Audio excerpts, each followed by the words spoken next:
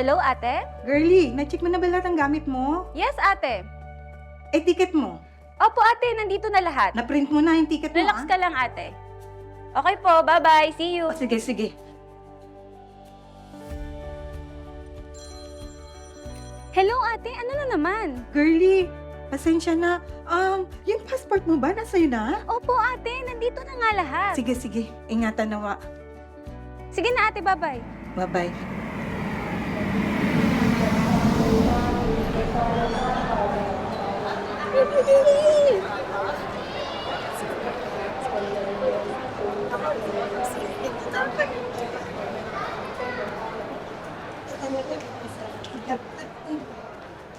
Halika sa bahay namin. Halika, pasok ka sa bahay. Ate, wait.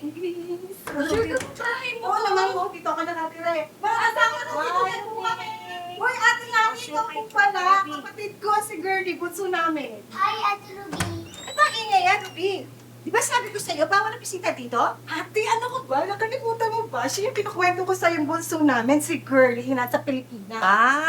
Basta, Ruby, ha? Yung pinag-usapan natin, dagdag sa bilyan, huwag mong kalimutan, ha? Ako, ate. Lord.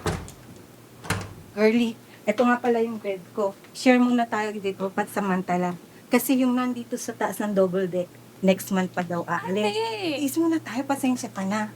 This weekend, gagala tayo, ha? Then may pagkain dun sa ref. May mga pangalan na yon. Pag nagutom ka, kainin mo. Meron din swimming pool sa rooftop. Pag na-bored ka, pwede ka mag-swimming or tumambay ka dun. Bukas hindi na kita gigisingin bago ko umalis para makapagpahinga ka. Saan ka pupunta? Washroom. Girlie, kinakausap pa kita. Talaga tong kapatid ko na to?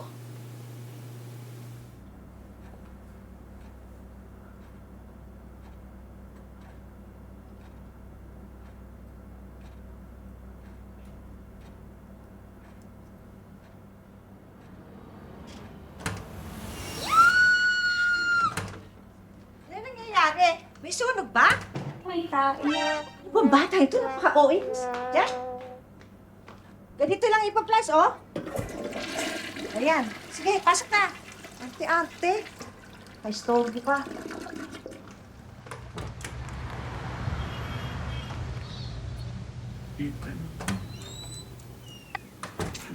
Oh, kuya, Uy, Robbie, kamusta? kailan ka ba dumating? Kanina lang.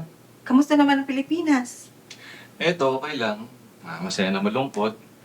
Loben, baka next year ko na ulit sila makita. Ganyan talaga ang buhay OFW, kuya. Salamat tayo sa Diyos, may video call na ngayon. Oo nga, mamaya tawagan ko sila. O sige, iwan na kita dyan. Magsenti ka lang dyan. Pasok na ako sa kwarto. Sige. Kamusta? Diyan ka na Kamusta ang naghapon mo? Ako, ate. Masyadong makulay. Oh. Nakakahiya po kay ate Maricel. Sige nga, ikwento mo nga. Ano Ay, yung kasi ginawa ate, mo? ganito po yung nangyari. Pagpasok ko po kasi kanina sa CR, may nakita po kasi ako sa kubeta. Ayun na nga, ate.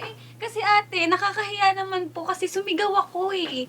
Teka nga, saglit lang. Sino ba tong istorbo na Ano to? ba yan? Nakakaloka.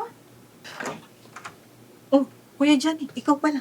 Ruby, tanong ko lang sana, baka may extra ka dyan. Naku po, Kuya Johnny.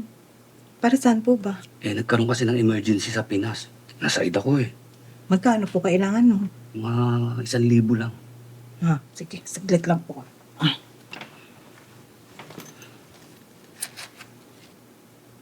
Yan, Kuya. Salamat sa Diyos. Salamat po sa Diyos, Kuya. Padadala ko na to ngayon din. Sige po. Sige. Ingat po kayo. Ruby, baka pwedeng padagdag pang-taxi. Init sa labas Kuya, yan na lang meron ako. Binigay ko na nga lang sa'yo. Joke lang. Ay, salamat. To talaga, puro kakalokohan. Sige, ingat ka. Ano na nga ba yung pinag-uusapan natin kanina? Wala ate, matulog na lang tayo. Oh, ano nangyari sa'yo?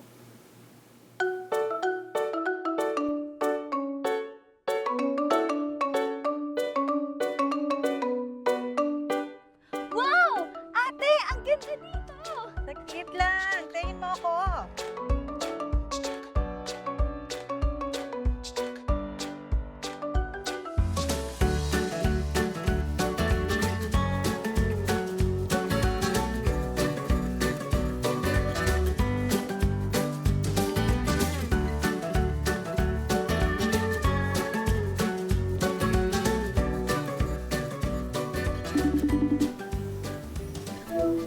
Ruby, pautang naman pambayad ng kuryente. Nabitin sa budget eh. Ayan ka na naman, kuya. Kakapadala lang sa'yo ni ate. Nangungutang ka na naman.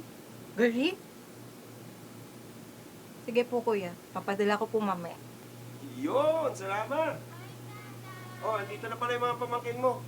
Hi, tita. Sige na, asikusuhin ko na sila. Salamat. Yan tayo, ate. Kaya umaabuso si kuya, binibaby mo. Hindi naman sa ganon. Si Job yun ah. Umiyak. Yan na naman, ate. Saglit lang.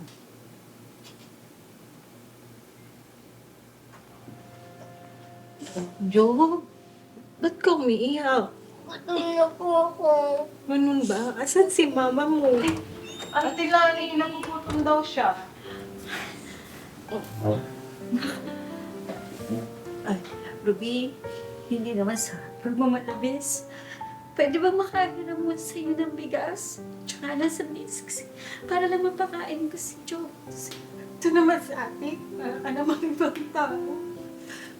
Meron naman akong gamit dyan, kompleto dyan. Kahit na anong oras mo kailangan, kumuha ka lang para marami pagkain si Job. Salamat Kung ha. talaga, ano ka ba naman? Salamat. Sige lang, kuha ka lang dyan. Ate, pwede ba tayo mag-usap sa rooftop?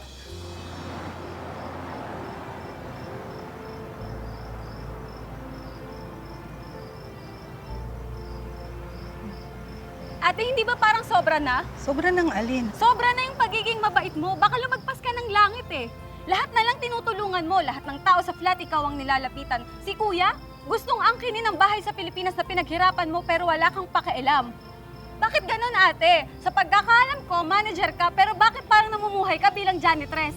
Ano, ate? Titignan mo lang ako? Girlie, diba?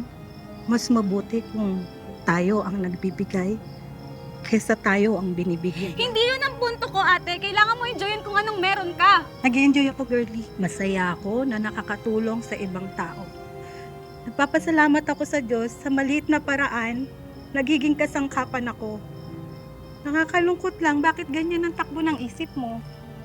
Si Kuya. Si Kuya na nagsakripisyo sa akin nung bata pa kami. Tumigil siya ng pag-aaral para ako ang makapag-aral. Si Kuya Johnny. Si Kuya Johnny na lagi kong tinatakbuhan sa tuwing may emergency tayo sa Pilipinas. Dahil walang natitira sa sweldo ko. Nauubos ka papadala sa inyo. Si Ate Lani. Siya na naghahanda ng pagkain sa akin tuwing gabi dahil hindi ko makuha makapagluto sa pagod, girlie, sa trabaho. Nagkasakit ako ng COVID. Wala ni isa sa inyo. Hirap. Siya yung tumitingin sa akin. Siya yung nagpapaalala sa akin. Uminom ka ba ng gamot mo? Ito pagkain mo, kumain ka na. Siya yung naging kasangkapan ng Diyos para makarecover ako, girlie.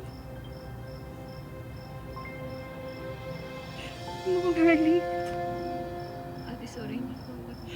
Mas masarap mabuhay kung may pag-ibig tayo sa puso. Dahil kapag ang pag-ibig ang naghari sa puso natin, masarap mabuhay. May kapayapaan. Intindihan mo naman ako, diba? Sorry, ate. Salamat.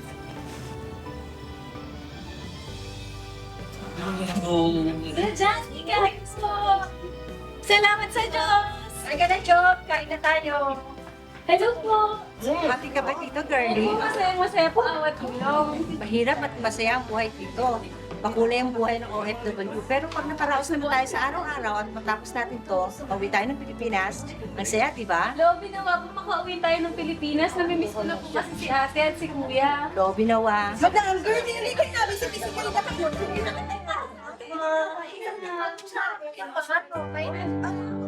Ang pag-ibig ay mapagpahinuhod at magandang loob. Ang pag-ibig ay hindi nananaghili. Ang pag-ibig ay hindi nagmamapuri, hindi mapagpalalo. Unang Korinto 13:4